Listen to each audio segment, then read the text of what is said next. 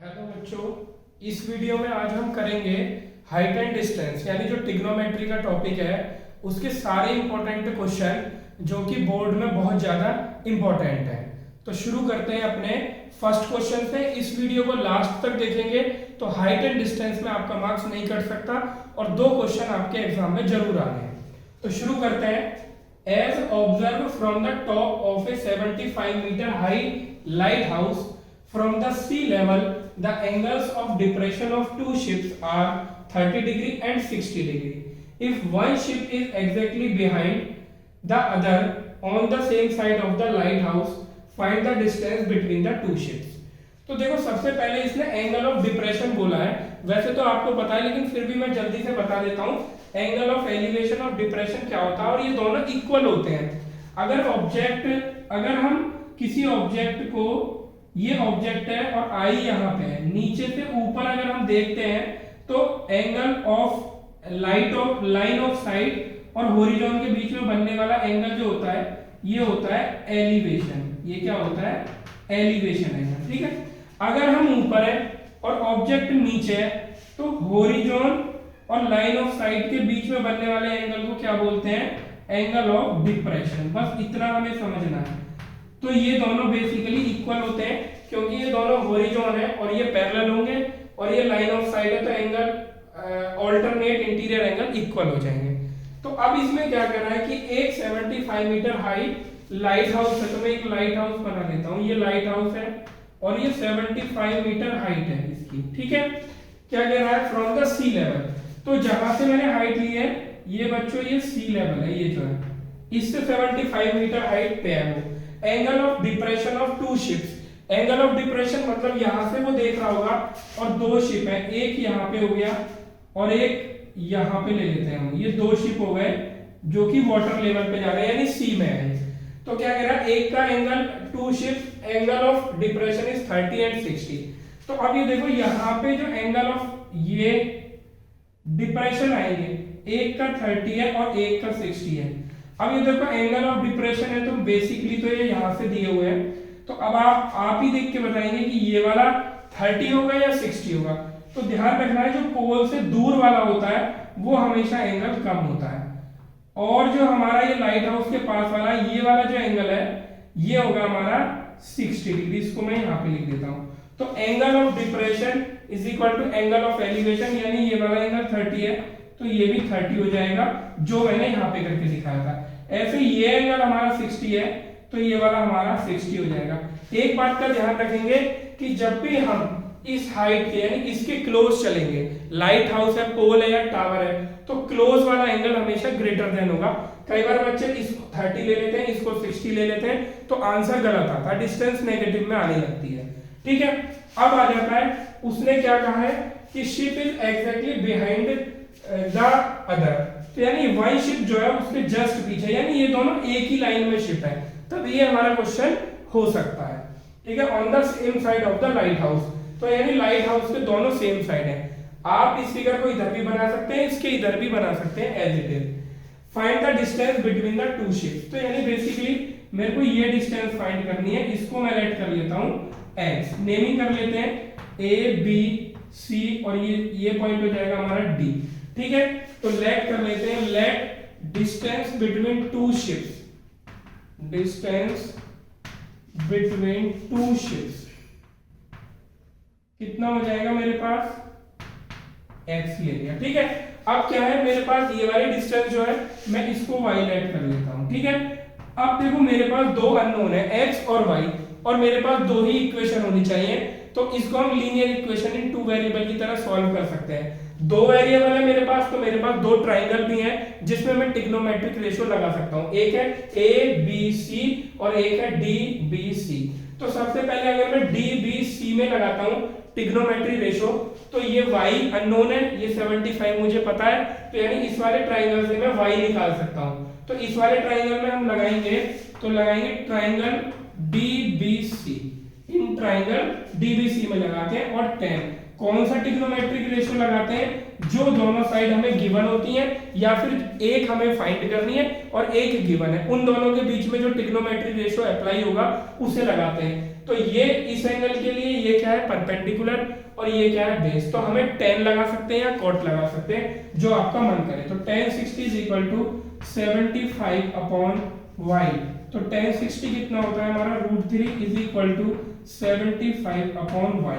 तो y को इधर ट्रांसपोजिशन कर देंगे तो बच्चों क्या आ जाएगा, y इज इक्वल टू आ जाएगा 75 अपॉन √3 का रेशनलाइजेशन कर देंगे तो ये हो जाएगा हमारा y इज इक्वल टू 75 √3, और √3 इंटू √3 3, ये कैंसिल हो जाएगा, 3 से 25, यानी जो y की वैल्यू है वो आ रही है हमारी 25 √3।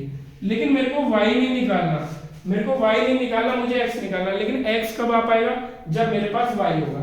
तो अब क्या करेंगे, अब बड़े वाले ट्राइंगल में हम लगा देंगे। तो इन ट्राइंगल ABC में ट्रिग्नोमेट्रिक रेशो, तो कौन सा एंगल दिया है हमें, tan 30 के सामने कौन सा है, परपेंडिकुलर, अपॉन बेस यानी x प्लस y। ठीक है, ये हो जाएगा हमारा 1 upon √3 is equal to 75 upon x plus y हमने कितना फाइंड करा था, 25 √3। यहाँ पे हम वैल्यू पुट कर देंगे। ठीक है, क्रॉस मल्टीप्लाई करेंगे तो x plus 25 √3 is equal to आ जाएगा 75 √3। अब x is equal to 75 √3 minus 25 √3, तो ये कितना आ जाएगा, 75 √3 में से 25 √3 माइनस करेंगे तो 50 √3। उसने बच्चों यहाँ पे भी हम आंसर छोड़ सकते हैं, लेकिन उसने हमें √3 दिया है, तो यहाँ पे 50 में √3 की मल्टीप्लाई कर देंगे, 1.732 वैल्यू दी है। अब जरा इसका मल्टीप्लाई कर लेते हैं, एक जीरो आ गई पहले ही, 5 2 जा 10 की 0, 1 कैरी, 5 3 जा 15 और 1 16, 1 कैरी, और 5 7 जा 35 और 1 36, 3 कैरी, 5 1 जा 5 और 3 8। ठीक है, और 3 प्लेसेस के बाद डेसिमल यानी 86.6 मीटर। तो इस तरह के कई सारे क्वेश्चन होते हैं, हो सकता है मैं एक दो और कवर करूं, बट आपको ध्यान रखना है कि जब भी ऐसी फिगर बनेगी तो हमारे पास 3 वेरिएबल हो सकते हैं, x y और ये वाली साइड। तो कोई भी वो एक दे देगा, बाकी दोनों वो हमसे पूछ सकता है। तो ये क्वेश्चन बहुत इंपॉर्टेंट है और एवरेज क्वेश्चन है, ना तो डिफिकल्ट है और ना ही इजी है। चलते हैं अपने नेक्स्ट क्वेश्चन पे। अब चलते हैं अपने नेक्स्ट क्वेश्चन पे। From a point on the ground, एक पॉइंट है ग्राउंड पे, the angle of elevation of the bottom and top of A transmission tower. यानी देखो, एक ग्राउंड से एक टावर के टॉप का और बॉटम का दोनों का एलिवेशन एंगल दिया हुआ है। तो एक बात समझने की है कि सपोज एक ग्राउंड पे ये पॉइंट है और टावर का बॉटम का भी और टॉप का भी एलिवेशन दिया हुआ है, तो यानी जो टावर का टॉप है वो तो ऊपर होगा ही होगा ग्राउंड से, उसका बॉटम भी ग्राउंड से ऊपर होगा। तो आगे पढ़ते हैं, transmission tower fix at a top of 30 metre high building. तो देखो वही बात निकल के आई कि जो टावर है वो ग्राउंड पे नहीं लगा हुआ है, अदरवाइज हम एंगल ऑफ एलिवेशन उसका ले ही नहीं सकते थे। यानी एक बिल्डिंग के ऊपर लगा हुआ है, उस बिल्डिंग की हाइट कितनी है, 30 मीटर एंड 30, तो क्या top of 30 metre high building are 30 and 60। यानी पहले क्या बोला था उसने, बॉटम एंड टॉप, यानी बॉटम का एंगल ऑफ एलिवेशन 30 है और टॉप का कितना है, 60 respectively. Find the height of transmission tower. अब देखो सिचुएशन क्या है कि यहाँ पे एक बिल्डिंग है जिसको मैं डबल लाइन से मार्क करूंगा, ये बिल्डिंग है, ठीक है, और ये ग्राउंड पे हमारा कोई पॉइंट है, ये पॉइंट मैं ले लेता हूं, ठीक है। अब क्या है कि इस बिल्डिंग के ऊपर टावर लगा हुआ है, ये टावर है हमारा, ठीक है। तो इसका बॉटम का एंगल ऑफ एलिवेशन, ये तभी पॉसिबल है एंगल ऑफ एलिवेशन कि जब हमारा ये टावर ग्राउंड से ऊपर है, ठीक है, और टॉप का एंगल ऑफ एलिवेशन, दोनों ही हमें एंगल ऑफ एलिवेशन दिए हुए हैं। तो ये एंगल हमें दिया हुआ है बच्चों 30 और ये वाला एंगल दिया हुआ है हमें 60 डिग्री, ठीक है। बिल्डिंग की हाइट दी है मेरे को 30 मीटर और मेरे से टावर की हाइट पूछी है, तो मैं टावर की हाइट लेट कर लेता हूं h। तो लिखेंगे सबसे पहले लेट हाइट ऑफ टावर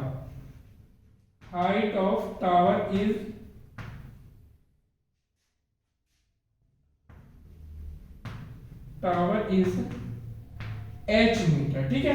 अब जरा इसकी नेमिंग भी कर लेते हैं साथ साथ, ए बी सी और डी। ठीक है, अब देखो ये प्रीवियस वाला ही क्वेश्चन बन गया, मेरे पास दो अननोन है, एक तो ये और एक ये।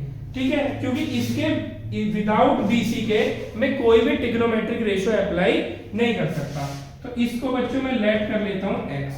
अब एक बात ध्यान देने वाली है कि यहाँ पे मेरे पास दो अननोन है और दो ही ट्राइंगल है, तो आप कोई सा भी ट्राइंगल पहले ले लीजिए और कोई सा भी बाद में ले लीजिए, लेकिन उसका भी स्टैंडर्ड वे है कि पहला आप कौन सा लेंगे, क्या बेनिफिट है वो भी मैं अभी आपको बता देता हूँ। ट्राइंगल ले लेते हैं हम डीसीबी, डीसीबी दोनों ट्राइंगल्स को इस बार मैं पैरेलल लूंगा तो देखेंगे क्या हमें बेनिफिट मिलता है प्लानिंग से। तो tan 30, सबसे पहले मैं 30 डिग्री वाला ट्राइंगल ले रहा हूं, यानी DCB लेता हूं, तो इसमें कितना हो जाएगा 30/x। tan 30 कितना होता है हमारा 1/√3 इज इक्वल टू 30/x। तो क्रॉस मल्टीप्लाई करेंगे तो x आ जाएगा यहां से 30√3। अब लेता हूं मैं सेकेंड ट्राइंगल। इन ट्राइंगल कौन सा वाला ट्राइंगल है, ACB। ACB में लेता हूं तो एंगल कितना हो जाएगा हमारा tan 60 डिग्री। कितना हो जाएगा tan 60 डिग्री। अब आपको इसमें क्या करना है, देखो ये वाला ट्राइंगल लिया तो ये पूरी साइड हमारा परपेंडिकुलर होगा, ये बेस होगा h + 30/x। अब देखो अगर मैं फर्स्ट में ही इस ट्राइंगल को लेता तो आप ये देखो मेरे पास इस ट्राइंगल में दो अननोन आ जाते हैं और यहां से मैं किसी की भी वैल्यू फाइंड नहीं कर सकता। लेकिन अगर मेरा ऐसा ट्राइंगल हो जिसमें एक ही अननोन हो तो डायरेक्टली वैल्यू आ जाती है हमारी, x कितनी आ गई 30√3। तो जब हम ट्राइंगल लेंगे तो हम ये देख लेंगे कि एक साइड मुझे पता होनी चाहिए और दूसरी अगर नहीं भी पता है तो उसे मैं फाइंड कर लूंगा। अगर मैं बड़ा ट्राइंगल लेता हूं तो परपेंडिकुलर में तो h अननोन आ जाएगा और बेस में x अननोन आ जाएगा, तो इस ट्राइंगल को हम लेंगे बट सेकेंडरी। ठीक है, तो tan 60 आ गया √3, ये हो जाएगा h + 30 और अब x की वैल्यू मैं पुट कर सकता हूं 30√3। क्रॉस मल्टीप्लाई करेंगे तो ये हो जाएगा 30√3 × √3 इज इक्वल टू हो जाएगा h + 30। क्लियर है, तो ये हो जाएगा √3 और √3 3 और 33 जा 90 इज इक्वल टू h + 30। तो 30 इधर चला जाएगा, 90 - 30 इज इक्वल टू h। तो यानी h इज इक्वल टू बच्चों कितना आ गया 60 मीटर, यानी उस टावर की हाइट हमारी कितनी है 60 मीटर है। ये हाइट कितनी आ गई 60 मीटर। तो इस टाइप के क्वेश्चन को आप स्ट्रेटेजी समझ लीजिए, दो अननोन होंगे, दो ही हमारे पास ट्राइंगल होंगे, पहले वो ट्राइंगल लेंगे जिसमें एक ही अननोन आए तो हमारा क्वेश्चन इजी हो जाता है। चलते हैं अपने नेक्स्ट क्वेश्चन पे। अब चलते हैं अपने नेक्स्ट क्वेश्चन पे। From the top of a 7 metre high building the angle of elevation of the top of a cable tower is 60 degree and the angle of depression of its foot is 30 degree. देखो इसमें क्या दिया हुआ है, एक building है 7 metre height की, उससे एक टावर के टॉप का तो दिया है एंगल ऑफ एलिवेशन, यानी जो टावर है वो बिल्डिंग से ऊंचा है, यानी टावर की जो हाइट है वो बिल्डिंग की हाइट से ज्यादा है, तभी एंगल ऑफ एलिवेशन बनेगा। और फिर क्या दिया है, the end angle of depression of its foot, यानी जो फुट है वो बिल्डिंग से नीचे है। तो यानी ये कैसे बनेगा, सपोज दैट मैं एक बिल्डिंग ले लेता हूं, तो बिल्डिंग की हाइट कितनी दी है, मेरे को दी है 7 मीटर दी है, कितनी दी है 7 मीटर। ठीक है, और एक टावर ले लेता हूं, तो डायग्राम कैसे बनेगा, जो टावर है वो बिल्डिंग से ऊपर होगा। ठीक है, ये हो गया मेरा टावर। अब क्या है, इस बिल्डिंग से बैठ के मैं देख रहा हूं कि जो टॉप का एंगल ऑफ एलिवेशन है, तो एंगल ऑफ एलिवेशन क्या होता है बच्चों, होरिजोन और लाइन ऑफ साइड के बीच में जो एंगल बनता है दैट इज 60 डिग्री दिया है मेरे को। और क्या कह रहा है, angle of depression of its foot is 30 degree, यानी जो फिट का एंगल ऑफ डिप्रेशन दिया है, यानी ये वाला जो एंगल होगा, डिप्रेशन क्या होगा, लाइन ऑफ होरिजोन और लाइन ऑफ साइड के बीच में ये दिया है मेरे को 30 डिग्री। ठीक है, अब क्या कह रहा है, determine the height of tower. तो ये मेरा टावर है और ये मेरा बिल्डिंग है, बिल्डिंग की हाइट मेरे को दी है 7 मीटर, इसको मैं मार्क कर लेता हूं, और टावर की हाइट लेट कर लेता हूं मैं h। क्लियर है बात, तो मैंने h लेट कर लिया। तो यहां पे भी लिख लेंगे late height of tower is, height of tower. अगर आप डायग्राम ठीक बना लेते हैं तो समझ लीजिए कि आपने 70% क्वेश्चन ठीक कर दिया। Height of tower is h metre. Clear है ये बात? अब देखो क्या करेंगे, इसमें कुछ देखते हैं। जैसे ये 7 मीटर है तो बच्चों ये भी कितना होगा, 7 मीटर। क्लियर है? यहां से यहां तक का डिस्टेंस। क्लियर है? इसकी नेमिंग भी कर लेते हैं, A B C, और हाँ ये मेरा हॉरिजॉन्टल लाइन है, हॉरिजॉन्टल A B C और D।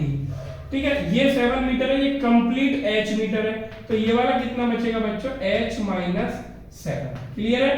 यानी अगर मैं AE की बात करूं, AE तो वो है h माइनस 7, और अगर मैं बात करूं BE की तो वो है 7। ये वाला जो डिस्टेंस है ED, इसको मैं लेट कर लेता हूं y, क्योंकि ये हमारा क्या है, कनेक्टिंग एलिमेंट। दोनों ट्राइंगल में जो भी हमारा कनेक्ट करेगा वो y ही कनेक्ट करेगा। ठीक है, अब देखो मेरे पास दो अननोन है, y और h, और कोई अननोन है नहीं मेरे पास, तो इसमें दो ही ट्राइंगल की हमें जरूरत है। तो देखो ये एंगल ऑफ डिप्रेशन 30 दिया है, तो angle of depression is equal to angle of elevation, ये भी 30 हो जाएगा। ठीक है, अब दो ट्राइंगल कौन से है मेरे पास, ध्यान से देखो, BCD। BCD में tan 30 लगा सकता हूं, और दूसरा मेरे पास AED, इसमें tan 60 लगा सकता हूं। तो कौन सा वाला पहले लूंगा मैं, अगर tan 60 लेता हूं तो इसमें h भी आ जाएगा, y भी आ जाएगा, तो इसको सेकेंडरी रखेंगे, पहले इसको लेंगे। तो लगाएंगे trigonometric ratio in triangle BCD में लगाते हैं तो tan 30, क्योंकि एंगल मेरे को tan 30 दिया, tan 30 यानी इस एंगल के लिए परपेंडिकुलर, ये बेस, यानी एंगल के सामने वाली जो साइड होती है वो परपेंडिकुलर होता है, और अपॉन बेस यानी y। ठीक है, tan 30 होता है हमारा 1/√3 is equal to 7/y। Cross multiply करेंगे तो बच्चों यहाँ से y आ जाएगा 7√3, ये कितना हो जाएगा हमारा मीटर। अगर किसी को ट्रिग्नोमेट्रिक रेशियो भी याद नहीं है तो वो इनको कर लेगा, बहुत इजी है, कोई ज्यादा डिफिकल्ट नहीं है इन ट्राइंगल। और मेरी ट्रिग्नोमेट्रिक रेशियो की बनाई हुई वीडियो भी देख सकता है, वो प्लेलिस्ट में पड़ी हुई है। तो BCD हो गया, उसके बाद आ जाएगा AED, ट्राइंगल AED में हम अप्लाई करेंगे, तो इसमें आ जाएगा tan 60। क्या एंगल दिया हुआ है मेरे को, tan 60, परपेंडिकुलर अपॉन बेस होता है। tan हमारा एंगल के सामने वाली साइड परपेंडिकुलर होती है, यानी h माइनस 7 अपॉन बेस कितना है मेरा y। तो tan 60 की वैल्यू होती है √3, h माइनस 7, y बच्चों में निकाल चुका हूं 7√3। क्लियर है बात? तो अब क्या होगा हमारा, क्रॉस मल्टीप्लाई कर देंगे तो h minus 7 is equal to 7 की 7√3 की √3 में होगी, तो √3 इंटू 3, √3 इंटू √3 3 होता है, और 3 7 जा 21, 7 उधर जाके प्लस में हो जाएगा, h is equal to 21 plus 7, यानी h is equal to 28 metre. यानी जो टावर है उसकी हाइट हमारा 28 मीटर है, और वो बिल्डिंग से ज्यादा आनी चाहिए, तभी उसके टॉप का एलिवेशन बन सकता है। तो ये 5 मार्क्स का क्वेश्चन है, और ये CBSE में आया हुआ है। अब चलते हैं अपने नेक्स्ट क्वेश्चन पे।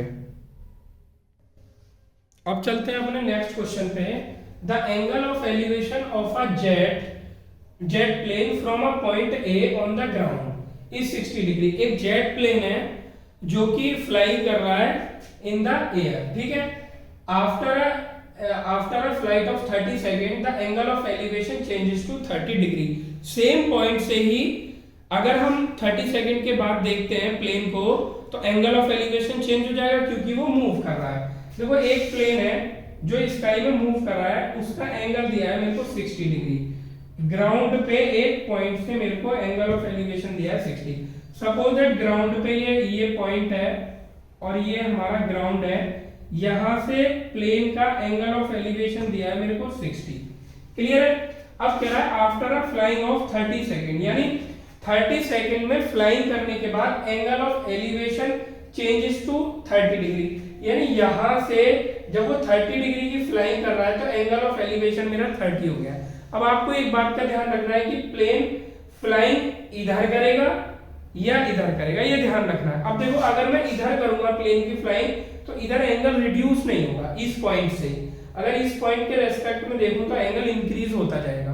तो प्लेन इधर की तरफ नहीं चल रहा है, प्लेन चल रहा है इधर की तरफ। सपोज दैट 30 सेकेंड में वो यहाँ पे पहुंच जाता है। ये जो जर्नी है ये उसने 30 सेकंड में करी है। अब वो कह रहा है सेम पॉइंट से ही एंगल ऑफ एलिवेशन हमारा बच्चों अब कितना हो गया 30 डिग्री, यानी अब प्लेन यहाँ पे है, ये पॉइंट हो गया ए और ये हो गया बी। ए से बी में चेंज होने में उसको 30 सेकंड लगते हैं, ठीक है। और ये हमारा ग्राउंड है, ठीक है। फिर क्या कह रहा है, if the jet plane is flying at a constant height of 3600√3, यानी जो जेट की हाइट है वो कांस्टेंट हाइट है, इसीलिए मैंने ग्राउंड के पैरेलल बनाया है। तो अगर यहाँ पे भी हाइट मेजर करता हूं तो ये भी 3600√3 होगी, और इधर देखेंगे तो ये भी 3600√3 मीटर होगी। क्लियर है। A B C D E naming कर लेते हैं।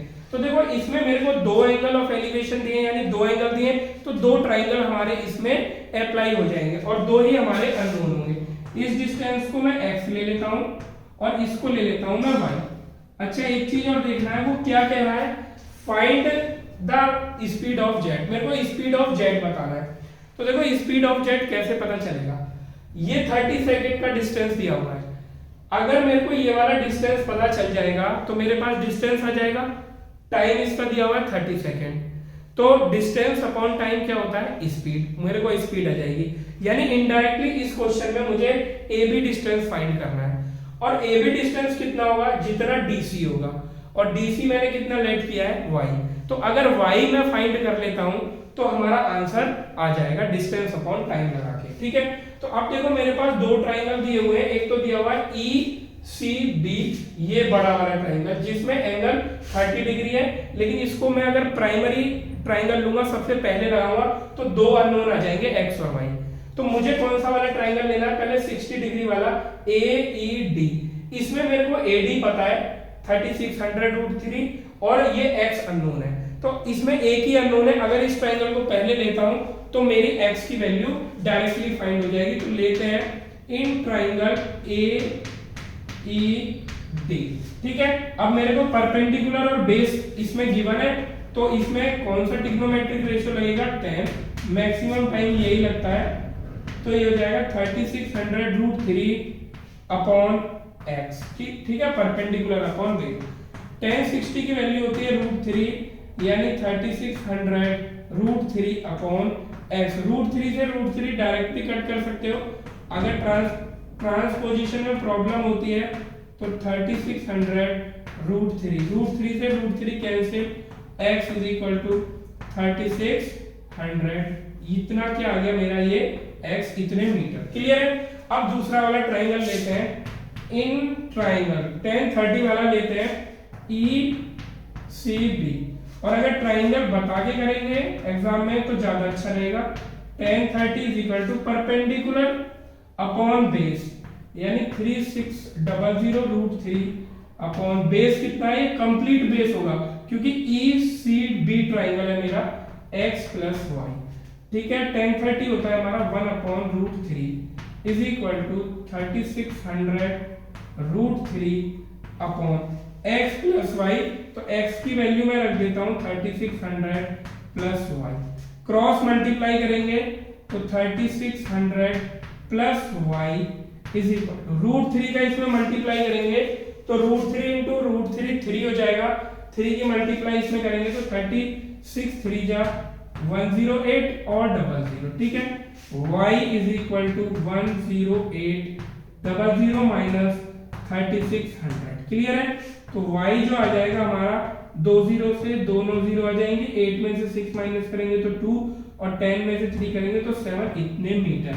ये बच्चों आया है मेरा y का मतलब है मेरे पास ए भी आ चुकी है। अब फॉर्मूला लगा देंगे स्पीड का।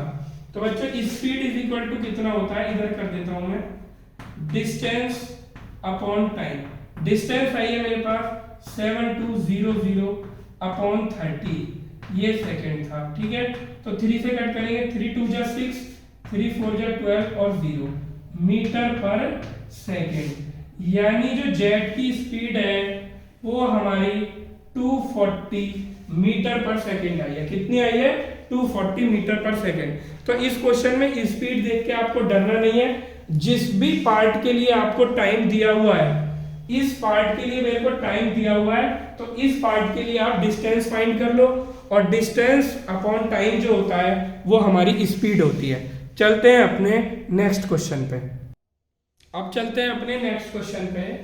From the top of a 15 metre high building the angle of elevation of the top of a tower, यानी देखो बिल्डिंग से ऑब्जर्व किया जा रहा है और टावर का एंगल ऑफ एलिवेशन दिया हुआ है, यानी जो टावर है वो बिल्डिंग से ज्यादा हाइट पे है। ठीक है, तो मैं एक बिल्डिंग बना लेता हूं। इसने बिल्डिंग मेरे को दी है 15 मीटर। कितनी दी है बिल्डिंग मेरे को?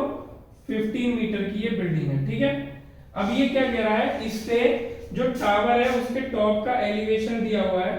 तो बच्चों ये है मेरा टावर। ठीक है, टॉप का एलिवेशन ऐसे मिलेगा। एलिवेशन मतलब लाइन ऑफ साइट और होरिजोन के बीच का एंगल, यानी ये मेरे को कितना दिया हुआ है, टू बी 30। ये कितना दिया हुआ है, 30 डिग्री। अब क्या कह रहा है, from the bottom of the same building, यानी बिल्डिंग कौन सी बनाई थी मैंने, ये ध्यान रखो, इस पे मैं मेजरमेंट भी लिख देता हूं। बिल्डिंग कौन सी है मेरी, ये 15 मीटर। तो इसके बॉटम से इसके टॉप का building angle of elevation of top of tower, यानी टॉप का ही दिया है, लेकिन इस बार कहां से दिया है, बॉटम से। बॉटम से कितना है, angle of elevation found to be 60। इस बार ये कितना दिया है मेरे को, होरिजोन से कितना है, इस बार एंगल ऑफ एलिवेशन 60 है। यानी बिल्डिंग के टॉप से तो टावर का 30 डिग्री एंगल ऑफ एलिवेशन, और बिल्डिंग के बॉटम से टावर का ही एंगल ऑफ एलिवेशन कितना है, 60 दिया हुआ है। तो अब क्या कह रहा है, find the height of tower and distance between the tower and the building. ये टावर है, ये बिल्डिंग है, इसके बीच का डिस्टेंस फाइंड करना है। तो मेरे को ये y, बच्चों अगर ये y है तो ये वाला डिस्टेंस भी कितना होगा, y। ठीक है, एक तो मेरे को y फाइंड करना है और height of the tower find करनी है, यानी टावर हमारा ये था, तो मेरे को ये h हाइट फाइंड करनी है। मैंने टावर की हाइट लेट कर ली। अब नेमिंग कर लेते हैं, ए बी टावर है, सी डी बिल्डिंग है, और ई ये मेरा पॉइंट हो जाता है। ठीक है, तो अब देखो क्या करेंगे बच्चों, ये 15 है डी सी, तो ई बी भी कितना हो गई, 15 मीटर। क्लियर, तो ये 15 हो गई। अब ये कंप्लीट मेरी एच थी, टावर की हाइट, ये 15 हो गया, तो ए ई कितना बचेगा, एच माइनस 15। ए ई कितना बचेगा मेरा, एच माइनस 15। ठीक है, तो अब इसमें हमारे पास दो ट्राइंगल दिए हुए हैं, तो बारी बारी से लगा देंगे। अब देखो इस क्वेश्चन में क्या है, पहले ट्राइंगल सेलेक्ट करेंगे। देखो अगर मैं 10 30 वाला लेता हूं तो इसमें h और y दोनों आएंगे। अगर मैं a b c वाला लेता हूं तो इसमें h है और इसमें y है, ये दोनों आएंगे। तो अब देखो कौन सा ट्राइंगल हम पहले लेंगे, इसमें हम कोई सा भी ले सकते हैं, बट फिर भी अगर हम 60 वाला पहले लें तो उसमें h और y डायरेक्टली है, उसमें कोई माइनस वगैरह का झंझट नहीं है। तो सबसे पहले हम ट्राइंगल ले लेते हैं, इन ट्राइंगल ए बी सी। इसमें tan 60 लगाओ क्योंकि एंगल 60 दिया हुआ है, tan 60 होगा परपेंडिकुलर अपॉन बेस। परपेंडिकुलर ये पूरा है, यानी इसको h ले लेंगे, अपॉन बेस कितना है y। ये हो जाएगा बच्चों हमारा √3 is equal to h upon y। Transposition कर देंगे तो √3y इज इक्वल टू कितना हो जाएगा, h। ये पहला रिलेशन आया है अभी हमारा। ठीक है, इसको एलिमिनेशन की तरह यूज करेंगे। अब आ जाता है दूसरा ट्राइंगल लेते हैं, इन ट्राइंगल AED में, इन ट्राइंगल AED में, AED में मेरे को एंगल 30 दिया है, तो tan 30 लगाएंगे। tan 30 यानी परपेंडिकुलर अपॉन बेस। एंगल के सामने वाला हमेशा क्या होता है, परपेंडिकुलर, और 90 के सामने वाला हमेशा हाइपोटेनियस, जो बचा वो बेस हो गया। ठीक है भाई, अब क्या करेंगे, tan 30 कितना होता है, 1 upon √3 is equal to h minus 15 upon y। हम फाइंड, अच्छा y को ऐसे ही रहने देते हैं y। ठीक है, क्रॉस मल्टीप्लाई करो तो ये हो जाएगा हमारा y is equal to √3 h minus 15 √3। Clear है, तो अब y is equal to h की वैल्यू रखो, h की वैल्यू कितनी है, √3y। h की वैल्यू कितनी है बच्चों, √3y। तो जब मैं यहाँ पे रखूंगा, चलो रख ही देते हैं, √3 और √3y माइनस 15 √3। क्लियर है, तो ये हो जाएगा 3y, इधर आ जाएगा तो ये हो जाएगा y minus 3y is equal to minus 15 √3। ठीक है, तो minus 2y is equal to minus 15 √3, minus से माइनस कैंसिल, तो यहाँ पे मैं आगे का स्टेप लिख रहा हूँ y इज इक्वल टू 15√3/2। अब देखो क्या है, ये क्या था मेरा दोनों टावर और बिल्डिंग के बीच का डिस्टेंस जो उसने हमसे पूछा था। तो यानी एक पार्ट तो हमारा आ चुका है 15√3/2। क्लियर है? अगर √3 देगा तो 1.732 की मल्टीप्लाई करके 2 से डिवाइड कर देंगे। बात आती है नेक्स्ट पार्ट की, हमें हाइट फाइंड करनी है, तो हाइट के लिए हम यहाँ पे रख देंगे, तो h इज इक्वल टू कितना है √3 और y कितना है रखो 15√3/2। √3 इंटू √3 कितना हो जाएगा हमारा 3 और 15 इंटू 3 45/2 यानी 22.5 मीटर। ये तो है हाइट, टावर की हाइट, और ये है हमारा दोनों के बीच का डिस्टेंस। क्लियर है? अब चलते हैं हम अपने नेक्स्ट क्वेश्चन पे।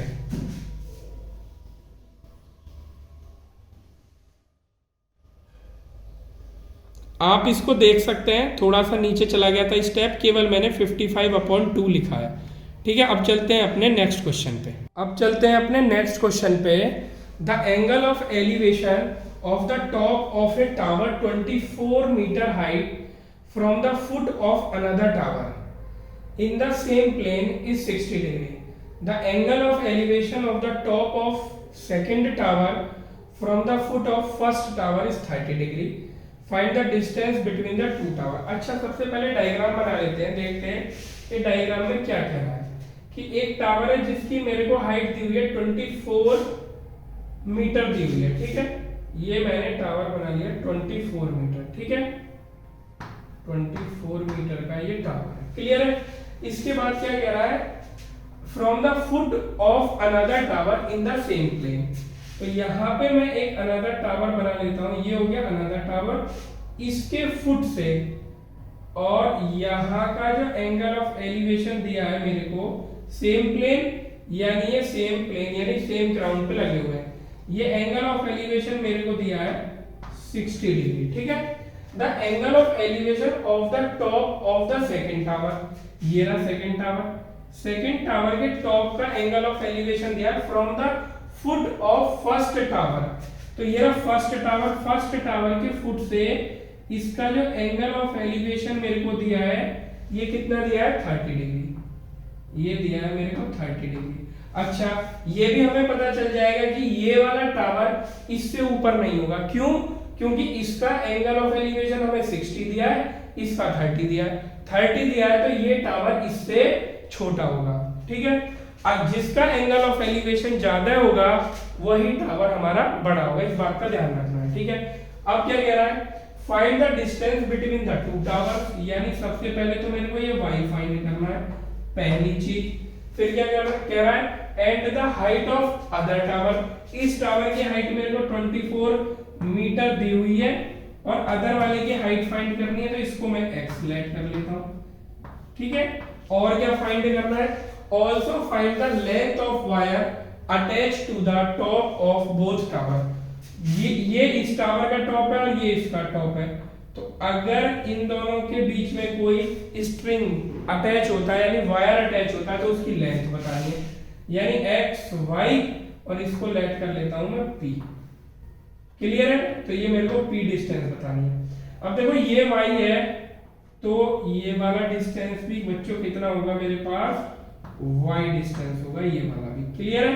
अब यहाँ पे भी देखो p को तो हम कैसे फाइंड कर लेंगे, अगर मेरे को ये वाला डिस्टेंस पता चल जाए। अच्छा, एक चीज और देखते हैं, ये x है तो ये वाला भी बच्चों कितना होगा हमारा x होगा, और ये 24 है तो ये कितना होगा मेरा 24 माइनस x, ये वाला डिस्टेंस हो गया मेरा 24 माइनस x। नेमिंग कर लेते हैं a b c d, और ये वाला पॉइंट हो जाता है हमारा e। तो देखो क्या है, अगर मैं y फाइंड कर लूं और x फाइंड कर लूं तो y मेरे को मिल जाएगा, और 24 में से x माइनस कर दूंगा तो a e पता चल जाएगा।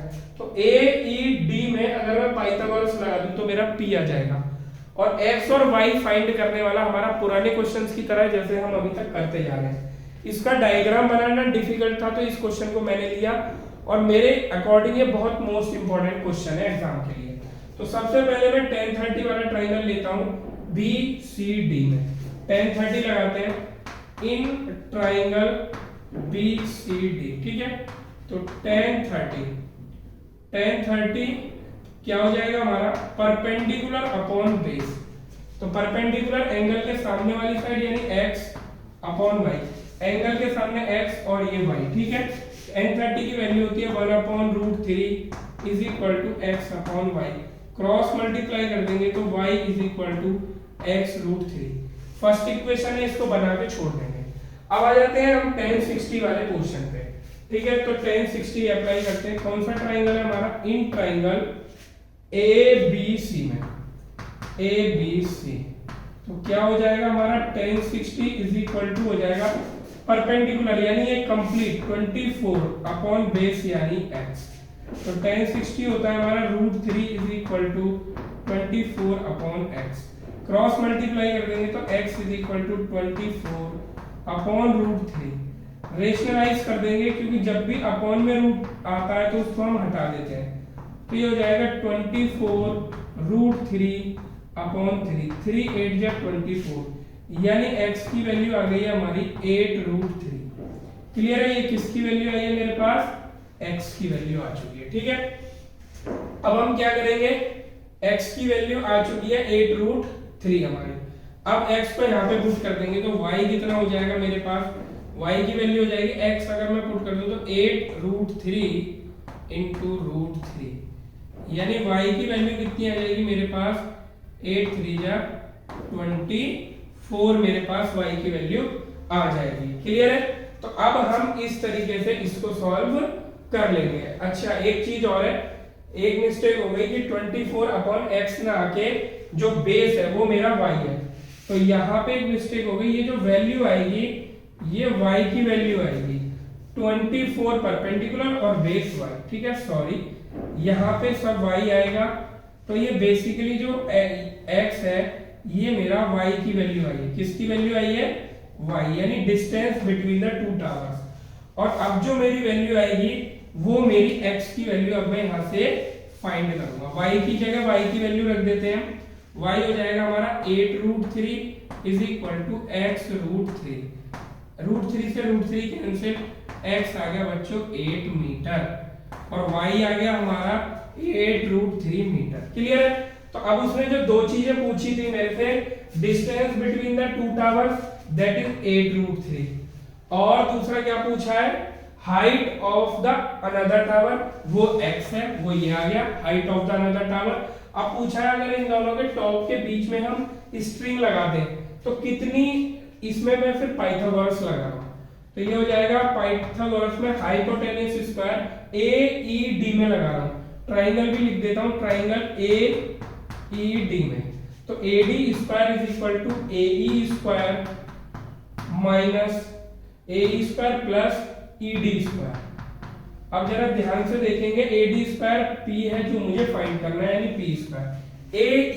AE कितना है 24 माइनस x, तो x कितना है 8, 24 में से 8 माइनस करेंगे तो कितना आ जाएगा 16, यानी ये है AE 16 स्क्वायर प्लस ED कितना है y कितना है मेरा 8√3 का स्क्वायर, 8 8 जा 64 इंटू 3 जो भी आएगा, 16 का स्क्वायर होता है 256 प्लस 3 4 जा 12 और 3 6 जा 18 और 1 90। इनको ऐड कर देंगे 6 और 2 8 9 5 14 1 कैरी और ये हो गया 448 p स्क्वायर।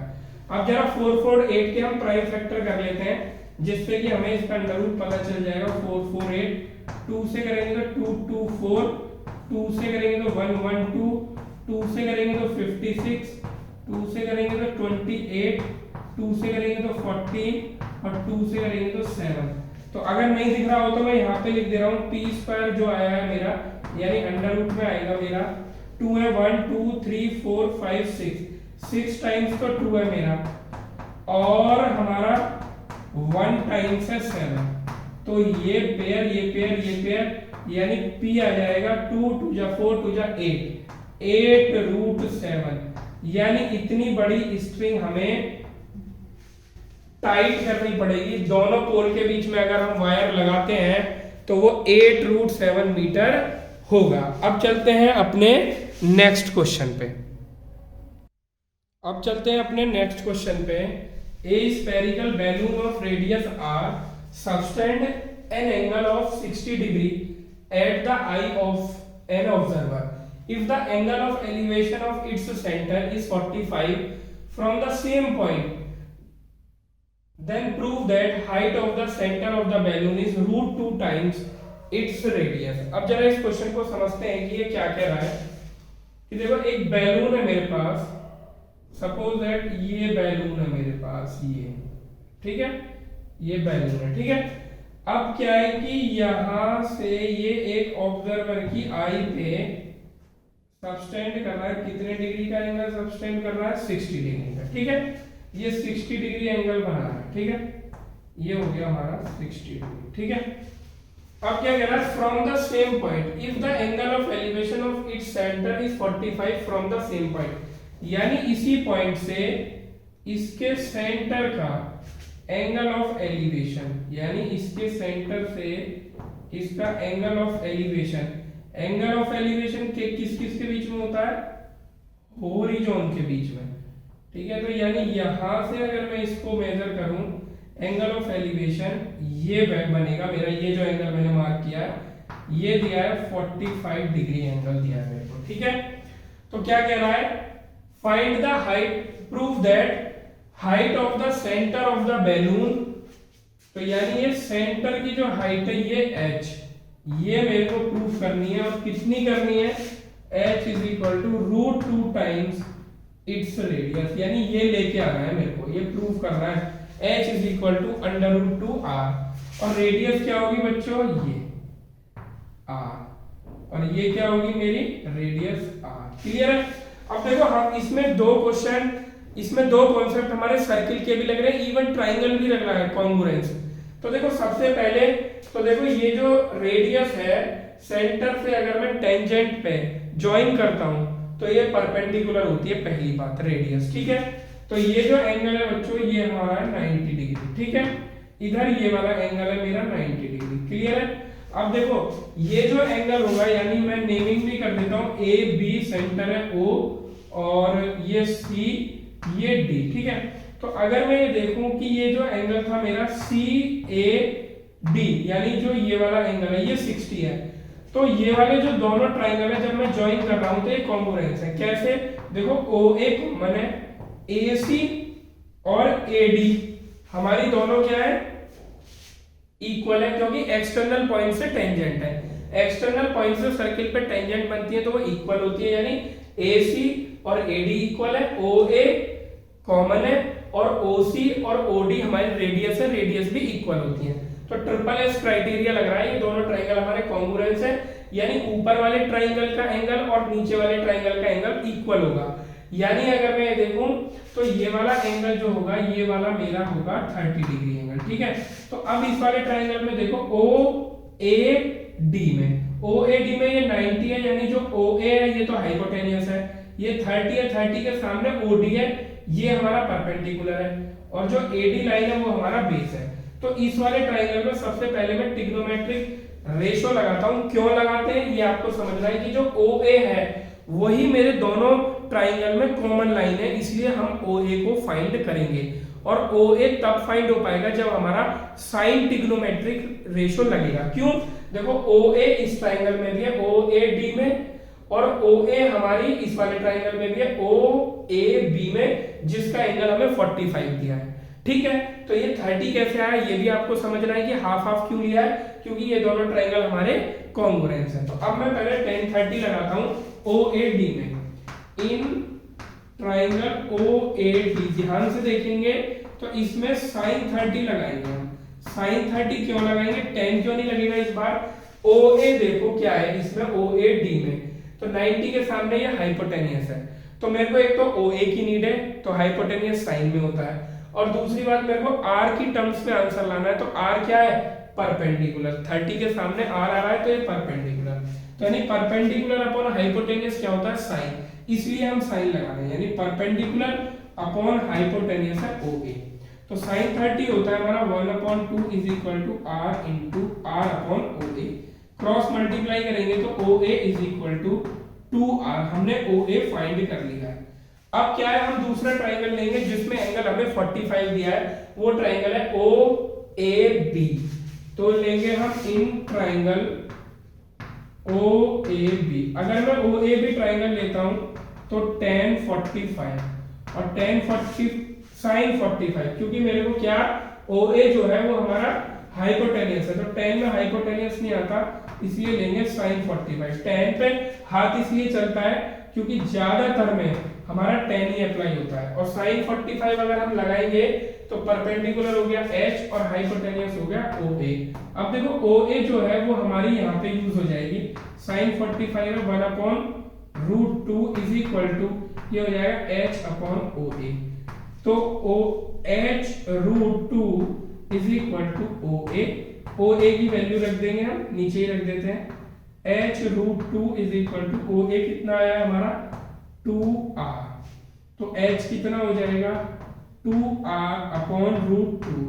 रेशनलाइज कर देंगे √2 अपॉन √2, तो ये हो जाएगा 2r √2 अपॉन 2। 2 से 2 कैंसल, तो यहाँ पे हमारा h कितना आ गया r√2। और बच्चों यही हमें प्रूव करना था। तो ध्यान ये रखना है कि क्वेश्चन बहुत डिफिकल्ट नहीं है। इसमें स्टार्टिंग में करते हुए आपको OCA ट्राइंगल OCA कॉन्ग्रुएंस है ट्राइंगल ODA, ये अगर आप करके भी दिखा देते हैं तो बहुत बढ़िया रहेगा, आपको मार्क्स फुल मिलेंगे। 3 पैरामीटर है, बहुत इजी है, मैं करके भी दिखा देता हूँ। OC is equal to OD, ये क्या है बच्चों हमारी radius. OA is equal to OA common हो जाएगी ये हमारी, आगे लिख देंगे। और AC is equal to AD, ये एक्सटर्नल पॉइंट से टेंजेंट। अगर ये करके दिखा देते हैं तो हमारा बिल्कुल ही करेक्ट रहेगा, वरना आप केवल और केवल ये भी लिख सकते हैं, इतना भी लिख सकते हैं कि भाई ये दोनों ट्राइंगल हमारे कॉन्ग्रुएंट है, इसलिए हमने ये एंगल 30 लिया है। ठीक है, अब चलते हैं अपने नेक्स्ट क्वेश्चन पे। अब चलते हैं अपने नेक्स्ट क्वेश्चन पे। From a point on a bridge across the river, the angles of depression of the banks on the opposite side of the river are 30 degree and 60 degree respectively। देखो क्या कर रहा है, सपोज दैट मेरे पास ये river है और ये रिवर ऐसे ऐसे फ्लो कर रही है, ठीक है, ये फ्लो कर रही है। अब क्या है, इस रिवर के ऊपर ये बना हुआ है, यहाँ पे ये ब्रिज बना हुआ है, ठीक है। अब ब्रिज से मैं इसके दोनों एंड्स का एंगल ऑफ डिप्रेशन दिया हुआ है रिवर के, तो ये इसे का एंगल ऑफ डिप्रेशन दिया हुआ है कितना 30 डिग्री, और इस एंड का कितना दिया हुआ है मेरे को 60 डिग्री, ऐसे दिया हुआ है एंगल ऑफ डिप्रेशन। तो हमें ये पता है angle of depression is equal to angle of elevation. ये 30 है तो ये भी 30, ये 60 है तो ये भी 60, ठीक है। अब वो क्या कह रहा है कि if the bridge is at a height of 4 metre, यानी ब्रिज की जो हाइट है वो रिवर से कितनी है, ये दी हुई है बच्चों मेरे को 4 मीटर, और ये हमारी रिवर फ्लो कर रही है और ये ऐसे करके फ्लो कर रही है, ठीक है। तो वो कह रहा है find the width of the river, यानी मेरे से इनडायरेक्टली क्या पूछा है, मेरे से ये पूछा है इनडायरेक्टली। अगर मैं नेमिंग करूं तो ABC, यानी मेरे से BC पूछा गया है और मैंने नेमिंग कर दी। अब देखो यहाँ पे मेरे को 2 ट्राइंगल दिए हुए हैं, ABD ट्राइंगल से मैं ये x फाइंड कर सकता हूँ, यहाँ से यहाँ तक का डिस्टेंस यानी BD, और ट्राइंगल ADC से मैं y फाइंड कर सकता हूँ। और जब मेरे पास x और y आ जाएंगे तो दोनों को ऐड कर दूंगा, मेरे को विड्थ ऑफ द रिवर पता चल जाएगा। सबसे इंपॉर्टेंट चीज थी इस क्वेश्चन में डायग्राम, तो डायग्राम आपको समझना चाहिए। ये रिवर है, ये ऐसे ब्रिज के नीचे से भी होके जा रही है, ब्रिज इसके ऊपर बना हुआ है, यहाँ पे एक पर्सन खड़ा है और वो दोनों एंड्स के को देख रहा है, और एंगल ऑफ एलिवेशन एक का 30 दिया है, एक का 60 दिया है।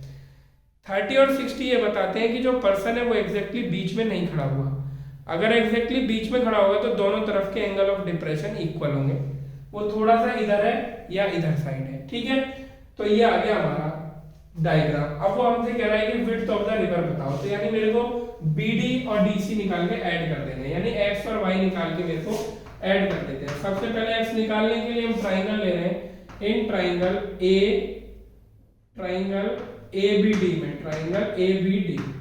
तो ABD में हम लगाते हैं, सबसे पहले मेरे को X फाइंड करना है, तो X है हमारा बेस 30 के लिए, और मेरे को जो गिवन साइड है वो है परपेंडिकुलर, तो अप्लाई करते हैं हम tan 30 कितना हो जाएगा, परपेंडिकुलर अपॉन बेस यानी x, tan 30 हो जाएगा 1/√3 is equal to 4/x, cross multiply करेंगे तो x आ जाएगा मेरा 4√3। ठीक है, x मेरा आ चुका है। y के लिए हम ट्राइंगल लेंगे, इन ट्राइंगल ADC। वैसे डायग्राम बनने के बाद ये क्वेश्चन बहुत ही इजी है, इसमें कुछ नहीं है, इसे आप खुद भी कर सकते हो। tan 60 हो जाएगा हमारा 4/1, tan 60 होता है मेरा √3 इज इक्वल टू 4/1, तो y इज इक्वल टू हो जाता है हमारा 4/√3। ठीक है, अब यहाँ पे निकालते हैं विड्थ। विड्थ क्या है बच्चों, x प्लस वाई। विड्थ क्या है मेरी, x प्लस वाई। x भी मैं फाइंड कर चुका हूँ, x कितना है 4√3। ठीक है, और y कितना है मेरा 4/√3, 4/√3। थोड़ा सा साइड में हटके इनका एलसीएम ले लेते हैं, √3 1 से √3 को डिवाइड करेंगे, √3 का ऊपर मल्टीप्लाई करेंगे तो कितना हो जाएगा, 3 4 जा 12, प्लस √3 से √3 कैंसिल हो गया हमारा 4। तो यानी विड्थ बच्चों कितनी आ रही है, मेरे पास आ रही है 8/√3। रेशनलाइज कर देंगे, क्योंकि आंसर में डिनोमिनेटर में रूट ना हो तो ज्यादा अच्छा है, अगर होता है तो भी टीचर मार्क्स दे देगा, लेकिन ना हो तो ज्यादा बेटर है। 8/3√3 इतने मीटर रिवर की विड्थ है। √3 की वैल्यू इसमें दी नहीं है, तो हम अपने क्वेश्चन को यहीं पे छोड़ देंगे। अब चलते हैं अपने नेक्स्ट क्वेश्चन पे। अब चलते हैं अपने नेक्स्ट क्वेश्चन पे, जो कि हाइट एंड डिस्टेंस का लास्ट क्वेश्चन होगा, और इससे बाहर आपका एग्जाम में कुछ आने वाला नहीं है। अब इस क्वेश्चन को देखते हैं, ये भी बहुत अच्छा क्वेश्चन है। One observer estimates the angle of elevation to the basket of a hot air balloon to be 60 degree. तो जैसे जेट वाला क्वेश्चन था, ये लगभग ऐसा ही हमारा क्वेश्चन है। तो यहाँ पे मेरा बैलून है, हॉट एयर बैलून, और एक ऑब्जर्वर है जो यहाँ से इसका एंगल ऑफ एलिवेशन देख रहा है, तो वो कितना बता रहा है, एंगल ऑफ एलिवेशन 60 डिग्री है, और एंगल ऑफ एलिवेशन हमेशा किससे होता है, हॉरिजॉन से, तो ये 60 डिग्री हमें गिवन है। अब वो कह रहा है कि while another observer 100 metre away estimates the angle of elevation to be 30 degree. अब एक ऑब्जर्वर है जो इससे 100 मीटर अवे है, तो 100 मीटर अवे दो कंडीशन हो सकती है, एक तो इधर चला जाए और एक इधर चला जाए। जब इसके इधर जाएगा, जितना हम इधर जाएंगे इस बैलून का एंगल इंक्रीज होगा। आप करके देख सकते हैं, अगर मैं यहाँ पे आ जाऊँ तो एंगल 90 हो जाएगा, परपेंडिकुलर हो जाएगा, तो एंगल हमारा डिक्रीज हो रहा है। तो यानी ऑब्जर्वर किधर होगा, इससे इधर होगा। सपोज दैट ऑब्जर्वर हमारा यहाँ पे है, दैट इज 100 मीटर अवे, इस वाले पॉइंट से, यानी ये मेरे को 100 मीटर दिया है, और यहां से जब वो एंगल ऑफ एलिवेशन ऑब्जर्व कर रहा है इसका, तो ये दिस टाइम 30 डिग्री हो गया। ठीक है, तो क्या कह रहा है, find the height of basket from the ground. यानी एक तो ये हॉट एयर बास्केट था, बैलून था, एक तो इसकी हाइट फाइंड करनी है ये मेरे को ग्राउंड से, यानी h फाइंड करना है, पहला पॉइंट। और distance of basket from first observer I, तो पहला ऑब्जर्वर यहाँ पे था, डिस्टेंस ऑफ बास्केट, उसकी आई से बास्केट का डिस्टेंस, यानी ये वाला डिस्टेंस हमसे पूछ रहा है। ठीक है, तो ये वाला डिस्टेंस मैं ले लेता हूं, y ले लेता हूं इसको मैं, ठीक है, i से, और ये वाला है हमारा x, ये वाला पूछ रहा है। तो अच्छा खासा ये क्वेश्चन है, इसको हम करेंगे a b c और d, सारे डिस्टेंस फाइंड कर लेंगे, कुछ भी नहीं छोड़ेंगे। सबसे पहले मुझे इस वाले ट्राइंगल में लगाना है मेरे को, तो इन ट्राइंगल BDC में, BDC, तो tan 60 कितना हो जाएगा मेरा, tan 60 हो जाएगा h/x, h/x, tan 60 होता है हमारा h √3, तो ये हो जाएगा h is equal to x √3 first equation इसको यहीं पे छोड़ देंगे। अब लगाते हैं सेकंड ट्राइंगल में। इन ट्राइंगल, कौन सा ट्राइंगल लेंगे अब हम, बीएसी में, ट्राइंगल बीएसी।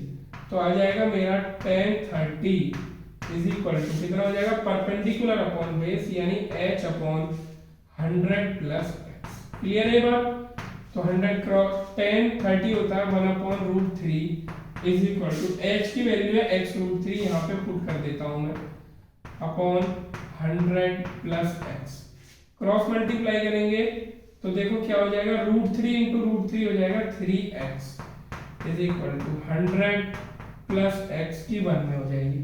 x इधर आ जाएगा माइनस में हो जाएगा तो 2x इज इक्वल टू 100, और यहाँ से x की वैल्यू कितनी आ गई बच्चों, 50, और x मैंने क्या लेट किया जरा देख लेते हैं।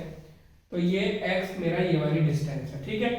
अब बात आती है कि मुझे फाइंड क्या करना है। उसने देखो ये वाला पार्ट हो चुका है, कह रहा है horizontal distance of second observer from the basket. Horizontal distance यानी ये वाला डिस्टेंस मुझे ऑब्जर्वर का फाइंड करना है। तो x आ चुका है, ये 100 है, तो हॉरिजॉन्टल डिस्टेंस कितना हो जाएगा मेरा, सेकंड वाले का, तो 100 प्लस 50 यानी ये आ गया हमारा 150, ठीक है। अब और क्या पूछा है उसने, height of the basket from the ground यानी h पूछा है हमसे। तो h पहले फाइंड कर लेते हैं। ये h है x रूट 3, तो x की वैल्यू मैं यहाँ पे रख दूंगा। तो h कितना आ जाएगा, h आ जाएगा मेरा 50 रूट 3, यानी हाइट ऑफ द बास्केट कितनी है, 50 रूट 3। दो आंसर आ गए हमारे। अब आ जाता है थर्ड, फर्स्ट ऑब्जर्वर की आई से और यहाँ तक का बास्केट तक का डिस्टेंस कितना है। तो ये किस में होता है हमारा, साइन में। तो यहाँ पे लगा देंगे हम sin 60 is equal to perpendicular upon hypotenuse यानी h अपॉन y। h कितना निकाला है मैंने, 50 रूट 3 ये रहा।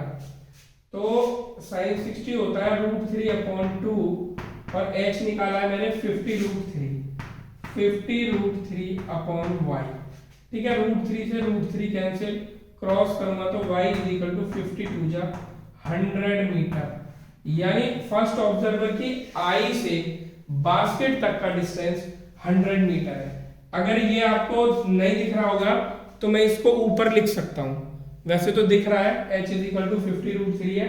और इसमें कोई नहीं पूछा था, पहला बास्केट फ्रॉम ग्राउंड आपका ये आंसर है 50 root 3। Distance of basket from first observer I ये है हमारा y।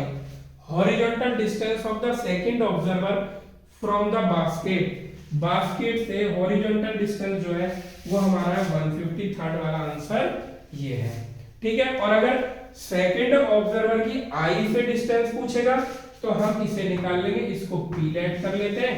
तो अब हम कौन से ट्राइंगल में लगा देंगे, tan 30 वाले में लगा देंगे। तो tan 30 इज इक्वल टू कितना हो जाएगा, p h अपॉन p, कितना h अपॉन p, वैल्यू रख दो जरा, 1 upon root 3 is equal to h कितना निकाला है हमने, ये रहा 50 रूट 3 अपॉन p। तो यहाँ से क्रॉस मल्टीप्लाई जब करूंगा तो p बन जाए p और 50 रूट 3 इंटू रूट 3 यानी 150 मीटर। यानी अगर सेकंड ऑब्जर्वर की आई से बास्केट तक का डिस्टेंस पूछ ले तो वो कितना होगा हमारा 150 मीटर। इसमें बहुत ही शानदार क्वेश्चन कवर हुए हैं इस वाली वीडियो में, कोई भी क्वेश्चन इससे बाहर आपका नहीं जा सकता, इसी में से आपके सारे क्वेश्चंस आएंगे।